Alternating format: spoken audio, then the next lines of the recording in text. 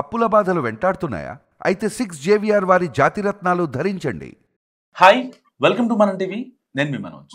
Karumuri Venkatareddy YCP అధికార ప్రతినిధి arrest అయ్యారు.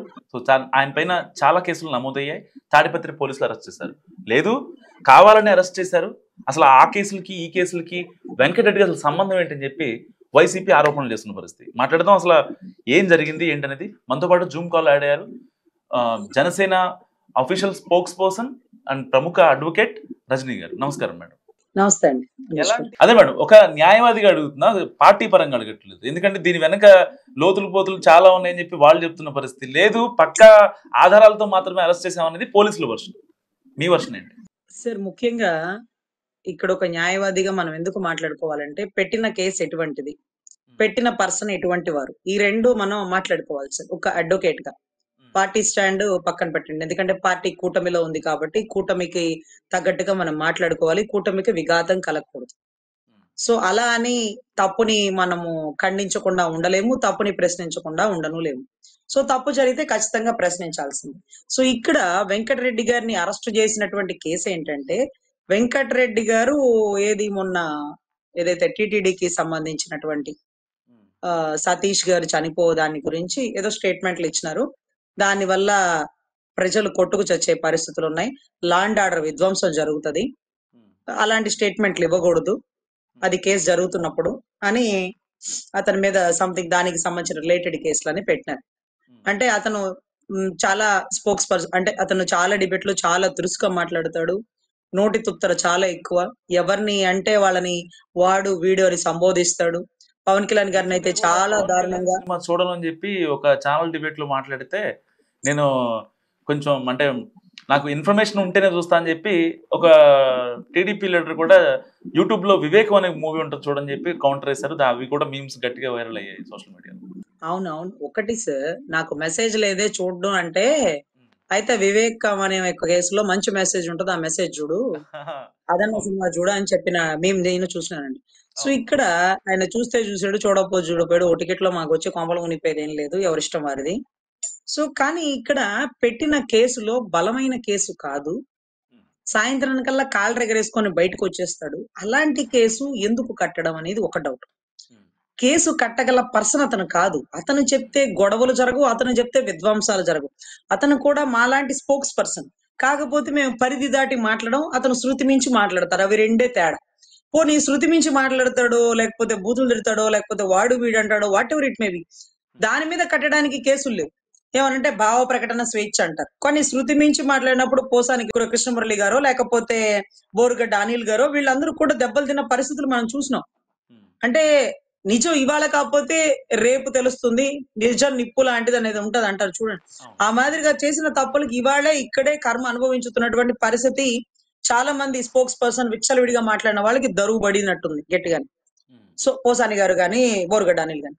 సో వెంకటరెడ్డి అనే పర్సన్ మీద పెట్టిన కేసు ఏంటంటే, ఈ కేసు అతని వల్ల కేసు గురించి మాట్లాడుతున్నాడు, అతని వల్ల లా అండ్ ఆర్డర్ ఇబ్బంది అవుతుంది, అతని వల్ల కొట్టుకున్నారు, ఇంకోటి.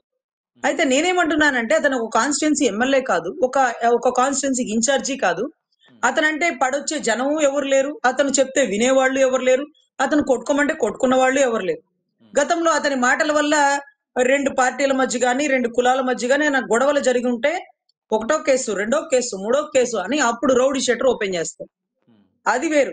సో ఇక్కడ ఇది బలమైంది కాదు కదా, ఎందుకు ఇతను పిచ్చుకు మీద ఎందుకు మీరు బ్రహ్మాస్త్రాలు వాడతారు? ఫస్ట్ వన్, లిక్కర్ కేసులో వాసుదేవ రెడ్డి గారు ఒక గవర్నమెంట్ ఎంప్లాయ్, ఒక పెద్ద క్యాడర్. అతనికి సెక్షన్ 409 ఎందుకు అప్లికేబుల్ కాదు అంటే, నాన్ బెయిలబుల్ అఫెన్స్ అది. ఈ రోజుకి ఇప్పటికీ అరెస్ట్ అయిపోవాలి. ఒకళ్ళు సీఎం చెప్పినట్టు చేసినాను, లేకపోతే ఇంకొక చైర్మన్ చెప్పినట్టు చేసిన, ఇవన్నీ గవర్నమెంట్ ఎంప్లాయీకి వర్తించవండి. నువ్వు తప్పెందుకు చేసినావు అని రాస్తారు, కానీ వాళ్ళు చెప్తే చేసినంత మాత్రాన ఇతని తప్పులో ఇంచు కూడా తగ్గదండి. అంటే దస్తగిరి గనక వాళ్ళు నరకమంటే నరికినాను, వాళ్ళ దగ్గర పేమెంట్ తీసుకొని నరికినానని చెప్తే ఇతను అప్రూవల్ అయిపోతాడేమో, ఎందుకంటే ఇతను చట్టం తెలియదు కాబట్టి. అంతేగాని ధర్మారెడ్డి గారు వచ్చి ఆ రోజు జగన్ రెడ్డి గారు చెప్పినాను కాబట్టి నేను ఇట్లా చేసినానండి, ఆ కొవ్వు కలిపినటువంటి ఆ నెయ్యి వారికి ఎక్కడైతే ఉత్తరాఖండ్ పరిసర ప్రాంతాల్లో ఆ డోలే బాబానో బోలే బాబా వాళ్ళకో మేము సప్లై చేసినాం, ఇవన్నీ వాళ్ళు చెప్తే చేసినాం, వీళ్ళు చెప్తే చేసినాం అనేది వీళ్ళకి వర్తించదు. నేనేమంటానంటే పెద్ద పెద్ద తిమింగలాలను వదిలేసి చిన్న చిన్న చేపలతో మనకెందుకు? వీళ్ళేం చేస్తారు? వీళ్ళేమన్నా పెద్ద పెద్ద క్యాడర్ లో ఉన్నవాళ్ళ, ఒక కాన్స్టిట్యున్సీ ఎమ్మెల్యేలా, లేకపోతే కాన్స్టిట్యున్సీ ఇన్ఛార్జ్లా? వీళ్ళ చెప్తే ఎందుకు గలాటా జరుగుతది? క్రీడా శాఖలో 100 కోట్ల స్కామ్ అని మనం మాట్లాడినామే, ఈ రోజుకి వాళ్ళని పట్టుకున్నామా? ఈ రోజు సతీష్ గారి చావుకి 1% అన్నా గవర్నమెంట్ కారణం అని అంత గట్టిగా నేను చెప్తున్నాను కదా. రేపటి రోజు నన్ను అరెస్ట్ చేస్తారా మీరు? మన నెగ్లిజెన్సీ వల్లే కదా జరిగింది. మనం రక్షణ ఇచ్చుకోలేమా? చైర్మన్ గారికి గన్మెన్లు కావాలి, డైరెక్టర్ గారికి సైరన్ కార్లు కావాలి. కానీ ఇంత పెద్ద కేసులో విలువైన సాక్ష్యం, లేకపోతే విలువైన నిజాయితీగా పోరాటం చేసిన ఒక సిఐ క్యాడర్ వ్యక్తికి ఒక జీప్ పెట్టలేకపోయారు, ఇంటి దగ్గర నుంచి ఎక్కించుకుని రాలేకపోయారు. మీకు ఒక విషయం తెలుసా అండి? ఏసీ ఏసీ ఛాంబర్లోకి, అంటే ఒక ట్రైన్ లో ఏసీ బోగి ఎక్కితే ఇమీడియట్ గా అక్కడ ఉండేటటువంటి ఒక వ్యక్తి వచ్చేస్తాడు. మీ టికెట్ ఎంత, మీ నెంబర్, టీసీ కాదండి, ముందు ఒక వ్యక్తి వస్తారు, అతను సర్వర్ అనుకుంటా అక్కడ ఉంటారు, మనకి దుప్పట్లు దిండ్లు అవి అందించడానికి. ఏసీ బోగిలో ఎవరంటే వాళ్ళు వచ్చి పొడి చంపేశారని కథలు చెప్తారేంటి? ఏంటి ఆ సీన్ రీకన్స్ట్రక్షన్ ఏంటి? అంటే ఏసీ బోగిలో అతను ఇక్కడ నుంచుంటే అతన్ని ఎవరో బలంగా తల మీద కొట్టేసి కింద పడిపోయారు. ఆ బోగిలో ఎవరెవరు ఎక్కారో పేర్లతో సహా, ఏజ్లతో సహా, వాళ్ళ డీటెయిల్స్ తో సహా ఉంటది. తెలీదా? ఏసీలోకి బయట వాళ్ళు ఎవరన్నా వస్తే అవతల వాళ్ళు రాణిస్తారా? అంటే ఒక మనిషి ట్రైన్ ఎక్కగానే ఏసీ దానికి కోచ్ కి గడి పెట్టేస్తారు తెలుసా? మళ్ళీ మళ్ళీ ఊరు వచ్చే వరకు గడి ఎవరో తెలుస్తారో తెలుసా? అక్కడ ఉండే సర్వర్ తెలుస్తుంది. వెంటనే టీసీ వచ్చేస్తాడు, కొత్త వాళ్ళు ఎవరు ఎక్కరు. ఏదో మీరు జనరల్ కంపార్ట్మెంట్ లో తన్నుకున్నట్టుగా చెప్తారండి. ఎవడో వచ్చాడు, కొట్టేసినాడు, పడేసినాడు. ఏం జరిగింది అక్కడ? ఇంతవరకు ఎవరినైనా పట్టుకున్నారా? ఏదో మాట్లాడినాడు వెంకటరెడ్డి, తీసేయండి. మనం ఏం చేసినాం? మనం పట్టుకున్నామా? ఎవరైనా అనుమానితులు ఉన్నారా? అదేంటది ఇన్సిడెంట్ జరగానే భూమన కరుణాకర్ రెడ్డి ప్రెస్ మీట్ పెట్టినాడేంటి? బాధతో సిఐడి అడిగిన ప్రశ్నలతో సూసైడ్ చేసుకున్నాడని. సూసైడ్ చేసుకునేవాడు టీ స్టాల్ లో టీ తాగి చక్కగా బైక్ పార్క్ చేసి సెక్యూర్ గా లాకేసి ఆడతా పాడతా ఫోన్ చూసుకుంటా వచ్చి పైకెక్కి దూకేసినాడా? కాదే. ఆత్మహత్య చేసుకోలేదే, హత్య చేసినారు. ఎవరు చేసినారు? ఎవరికి అవసరం? ఎవరు బెనిఫిషియరీ? ఎవరు నిజాలు అతనికి తెలుసు? సిఐడి వాడు గతంలో ఏం ప్రశ్నలు అడిగినారు? అరే ఏసీ కంపార్ట్మెంట్ లో ఎవరు ఎక్కరు సార్? మేము ఎప్పుడన్నా ఒక్కొక్కసారి ట్రైన్ కదిలిపోతుందని సెకండ్ క్లాస్ అవన్నీ ఎక్కలేనప్పుడు ఏసీలో ఎక్కితే పెనాల్టీలు రాస్తారు. అసలు రెండో స్టేషన్ వచ్చే వరకు మేము ఎక్కడ కూర్చోవాలి తెలుసా? వాష్రూమ్స్ దగ్గర కూర్చోబెడతారు, లోపలికి డోర్ కూడా తీనివ్వరు. వాష్రూమ్స్ దగ్గర కూర్చోబెట్టి సార్ సార్ సార్ ట్రైన్ కదిలిపోతుంది సార్, ఎగ్జామ్ లేట్ అయిపోతుంది సార్, బస్ అందులో సార్ సార్ సార్ ఎక్కాను సార్ అని. నేను ఎన్నిసార్లు ఎగ్జామ్ కి ఏసీ కంపార్ట్మెంట్ లో ఎక్కితే వాష్రూమ్స్ దగ్గర కూర్చొని నెక్స్ట్ స్టేషన్ రాగానే సెకండ్ క్లాస్ కి వెళ్ళిపోయేదా. లోపలికి పోనివ్వరు. ఒకవేళ లోపలికి ఎవరైనా వచ్చినా అక్కడ ఉండే వాళ్ళందరూ పిచ్చోళ్ళు కాదు, ఐడెంటిఫికేషన్ చేస్తారు.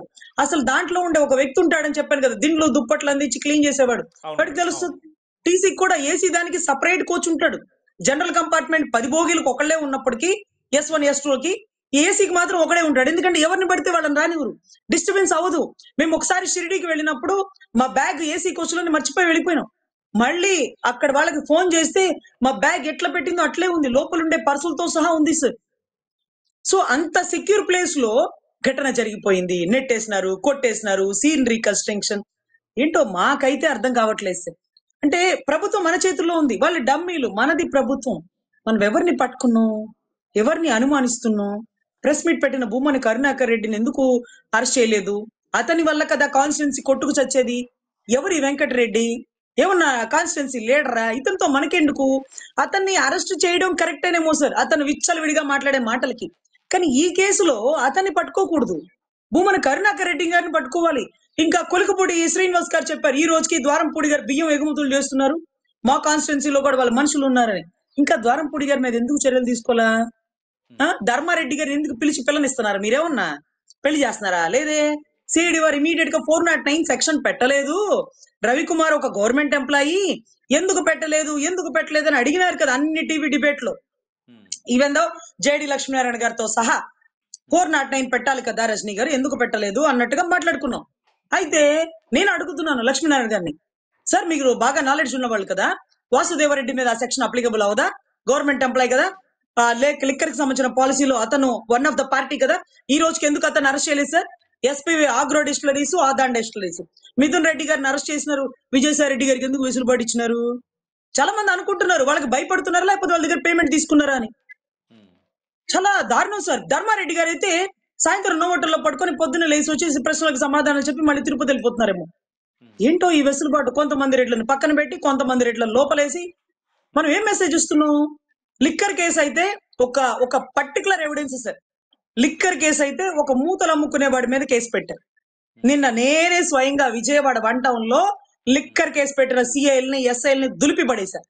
ఎందుకంటే వాళ్ళంటే ఒక పేరు రాసుకున్నారంట, మనోజ్ కొఠారియా అని రాసినారట. మనోజ్ కొఠారియాని పట్టుకున్నారా అంటే లేదండి, పేరు తప్పు పడింది, మనోజ్ కొఠారియా కాదు, ముత్తా మనోజ్ కుమార్ అని చెప్తున్నాడు ఆ సిఐ. ముత్తా మనోజ్ కుమార్ అంటే పొరపాటున పేరు తప్పు రాసేసినారండి సార్. వాళ్ళు అక్షరాభ్యాసం నేర్చుకుంటున్నారు. అక్షరాభ్యాసం ఆ తర్వాత ఆ అని రాయాలి వాళ్ళు. మరి పేర్లు తప్పు పడతాయా? పేర్లు తప్పు పడిన ఎఫ్ఐఆర్ బయటికి సర్క్యులేట్ అయిపోతుందా? అన్ని టీవీల్లో మనోజ్ కటారియాని అరెస్ట్ చేస్తున్నారు అని చెప్పి, ఇప్పుడు కటారియా మనోజ్ కాదు, మనోజ్ ముత్తా అంట. మనోజ్ కటారియాని ఎందుకు వదిలేస్తున్నారు? మనోజ్ కటారియా అనే వ్యక్తి ఒక మార్వాడి, జైన్ కార్పొరేషన్ కి వైసీపీకి సంబంధించిన దాంట్లో ఒక చైర్మన్ హోదా. అరే వైసీపీ వాళ్ళని మీరు అరెస్ట్ చేయరా? అమాయకులను అరెస్ట్ చేస్తారా? వైసీపీ వాళ్ళ దగ్గర పేమెంట్ తీసుకున్నారా అంటూ గౌరవ పోలీసు వారిని వారి తాలూకు అందరూ నిలదీస్తున్నారు. అసలు నిన్నైతే అతను చనిపోయే పరిస్థితికి వెళ్ళిపోతే అతను అప్పటికప్పుడు నేనే గవర్నమెంట్ హాస్పిటల్లో తీసుకెళ్ళా. వెహికల్ ఆ సందులోకి రాకపోతే ఆటోలో ఎక్కించుకొని తీసుకెళ్ళా. మీరు దయచేసి ఆ విజువల్స్ ప్లే చేయండి. ఎంత దారుణంగా వ్యవస్థ నడుస్తుంది అనేది ప్రజలకు తెలియాలా. తప్పు చేసిన వారిని అరెస్ట్ చేయండి, చేయమని మేమే అడుగుతున్నాం. కానీ అమాయకులను అరెస్ట్ చేయకండి. 100 మంది నేరగాళ్లు తప్పించుకొని ఒక్క నిర్దోషికి కూడా శిక్ష పడకూడదు. ఒక్క నిర్దోషికి కూడా, ఒక అమాయకుడు కూడా న్యాయస్థానానికి బలి కాకూడదు అనుకునేటటువంటి గొప్ప న్యాయస్థాన వ్యవస్థ సార్ ఇది. సో ఖచ్చితంగా దీని మీద ప్రభుత్వం దృష్టి పెట్టి అమాయకుల్ని మీద కేసులు వేయకుండా అపారమైన పెద్ద పెద్ద లీడర్లని, డబ్బున్న వాళ్ళని, రాజకీయ బ్యాక్గ్రౌండ్ ఉన్న వాళ్ళని ఏమాత్రం ఉపేక్షించకుండా అరెస్ట్ చేయాలని కోరుకుంటున్నామండి. థ్యాంక్ యూ రజనీ గారు. సో ఇది రజనీ గారి అనాలిసిస్. మీరేమనుకుంటున్నారో మస్తు కామెంట్ చేయండి. చూస్తున్నాండి మనం టీవీ.